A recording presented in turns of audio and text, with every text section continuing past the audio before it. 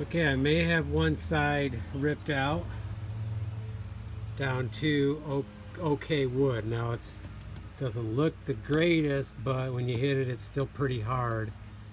And what I'll do is I'll build this out, rebuild all this. Now down here I'm going to have to take more off, but I didn't put my lift far enough back, so I guess I'm going to go get a ladder and I can work from a ladder for that part of it.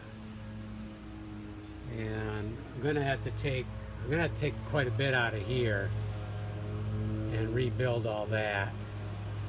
So I first need to get the ladder. I'm about out of time for today, for this morning, but maybe I'll get the ladder out here and ready and get it in the garage so it's handy, and then keep tearing out. Got to get it all ripped out, all the bad stuff out before I start rebuilding.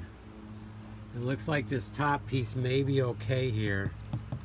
It's not the greatest maybe, but it's solid, and I can put another one in there and then put a piece here and put a piece over here. So there's going to be a lot of buildup here, a lot of buildup.